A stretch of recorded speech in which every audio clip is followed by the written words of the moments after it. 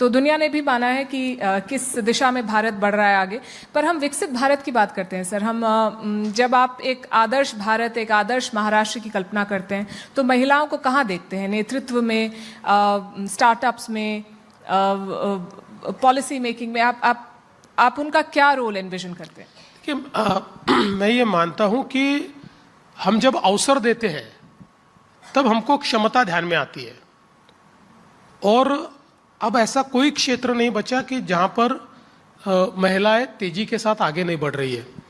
मैं आपको एक वाकयात बताता हूँ कि हम लोग चीफ मिनिस्टर के तौर पर या किसी और तौर पर, अब 2014 में भी मैं चीफ मिनिस्टर था, तो हम लोग कई यूनिवर्सिटीज़ में कॉन्वोकेशन के लिए जाते थे।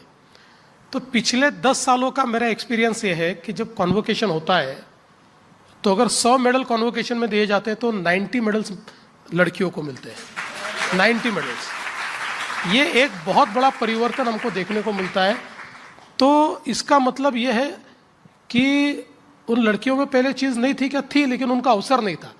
जैसा अवसर मिला तो उन्होंने उस चीज़ को एक प्रकार से ग्रैब किया, उस अवसर को, और वहाँ तक वो पहुँची।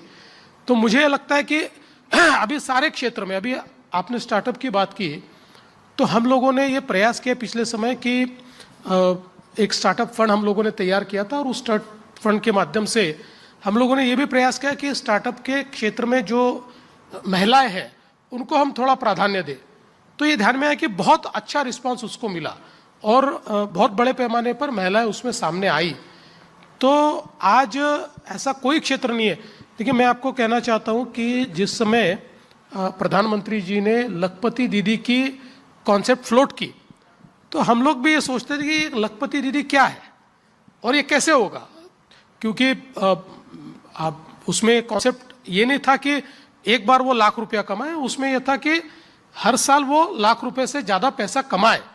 और जिस समय हमने उस कॉन्सेप्ट पर काम करना शुरू किया तो मुझे भी आश्चर्य हुआ कि पिछले 2 सालों में महाराष्ट्र में हम लोग 50 लाख लखपति दीदी बना चुके हैं, और अब हम लोगों ने 1 करोड़ का हमारा एक लक्ष्य रखा है। और इसमें हमने क्या किया है? हमने कुछ नहीं किया, हमने सिर्फ अवसर दिया है। हमने केवल सरकारी योजनाएं और अवसर उनके लिए खुला किया, और अपने बलबूते पर वो लखपति दीदी बनी, और उसमें से कई महिला ये केवल लखपति नहीं 10 लखपति बनी है, वो 10 लाख रुपया भी कमाती है। तो ये जो क्षमता है, ये जो ताकत है, मुझे ऐसा लगता है कि अवसर दे दीजिए, महिलाएं करेगी।